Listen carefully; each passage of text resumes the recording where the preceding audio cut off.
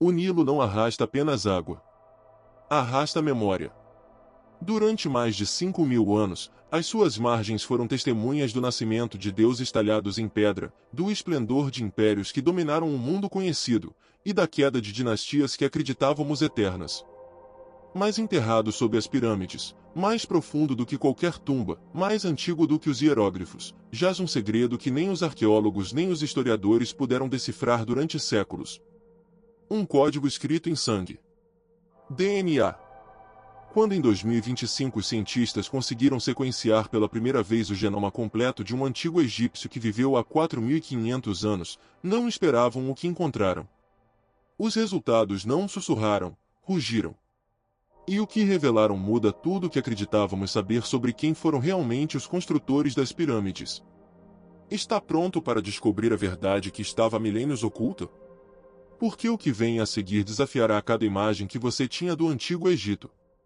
Imagine um vaso de barro selado durante quase 5 milênios em Nuvaira, um pequeno povoado ao sul do Cairo. Dentro, os restos de um homem que viveu entre os anos 2855 e 2570 a.C., durante a transição entre o período dinástico precoce e o Império Antigo. A Era das Pirâmides estava começando. Este homem, provavelmente um artesão, nunca imaginou que o seu DNA contaria uma história que mudaria nossa compreensão de toda uma civilização. Durante décadas, o Egito tinha sido um ponto cego no mapa genético da humanidade.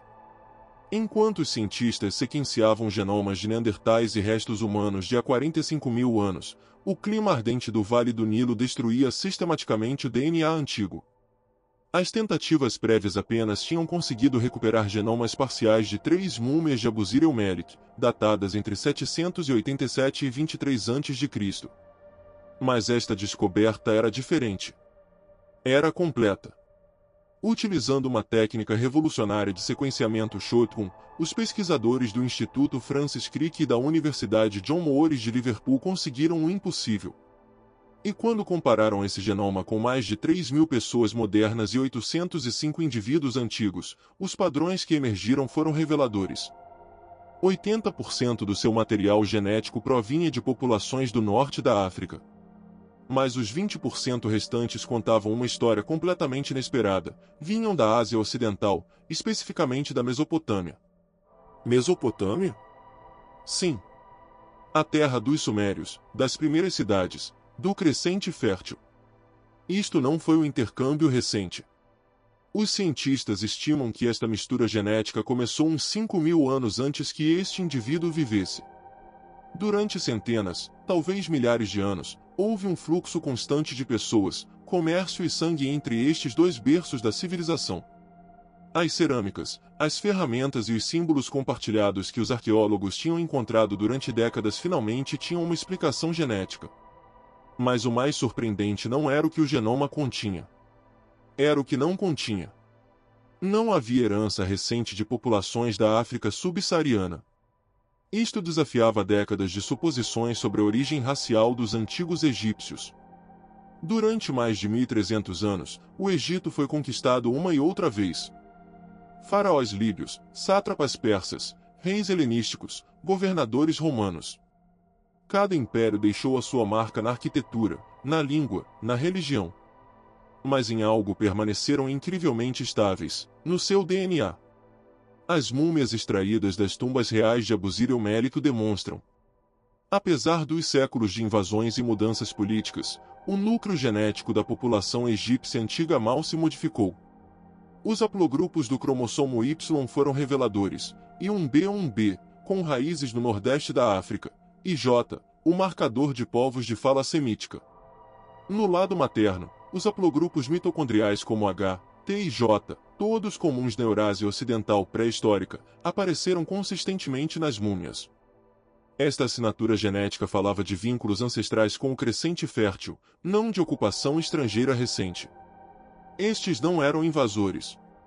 Eram os construtores de templos, os escultores de esfinges, os que nomearam as estrelas. E talvez o fato mais notável, inclusive durante a ocupação romana, inclusive nos séculos finais antes da conquista árabe, os dados genéticos não mostram quase nenhuma mudança drástica. Geneticamente, estes antigos egípcios não estavam estreitamente relacionados com africanos subsaarianos. Tampouco com os grupos europeus que posteriormente povoariam Alexandria ou governariam desde Roma. Em troca, a sua maior proximidade era com populações da Idade do Bronze do Oriente Próximo, gente do Levante, Anatólia e Mediterrâneo Oriental. Os agricultores, pastores e construtores de cidades de regiões que já tinham dado forma ao pufo inicial da civilização. Esta continuidade biológica desafiou o colapso político. Enquanto impérios caíam e dinastias desmoronavam, o genoma egípcio se manteve como uma rocha no meio da tempestade.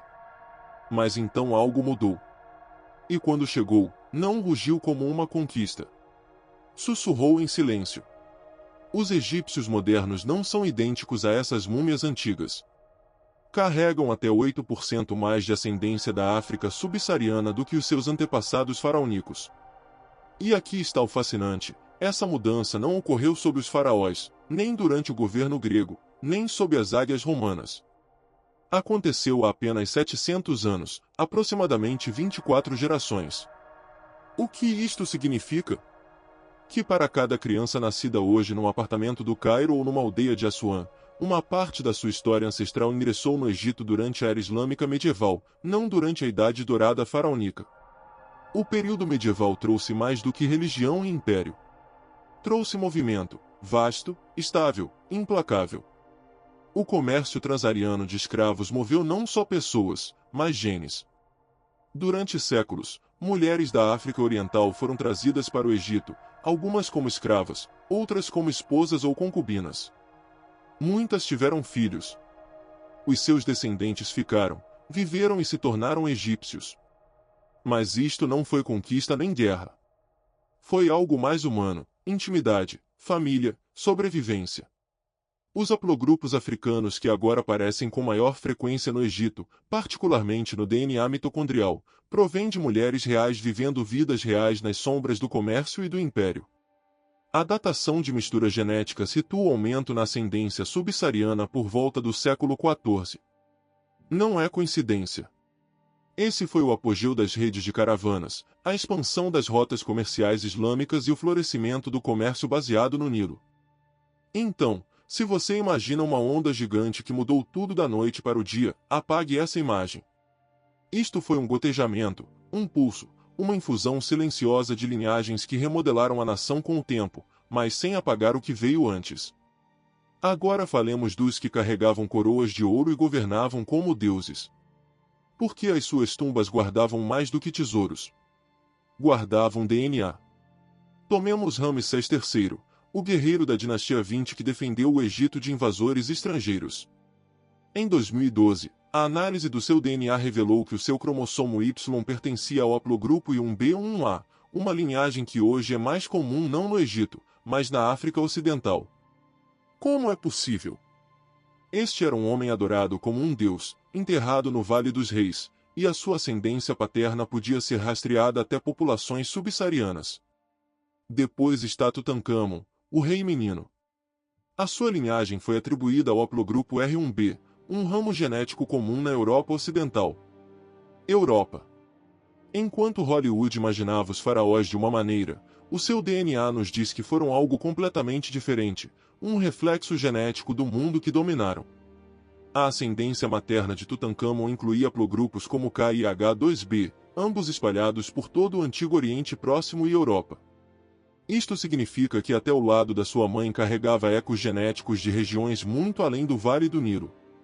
Estes não são mitos.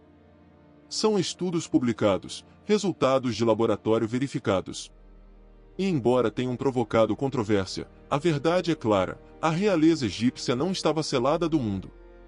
Estava conectada a ele através de alianças matrimoniais, conquistas, intercâmbio cultural e sangue.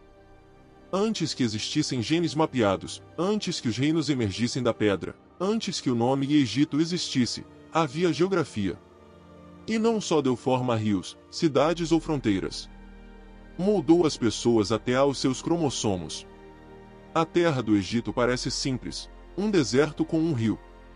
Mas esse rio, o Nilo, não é uma característica ordinária.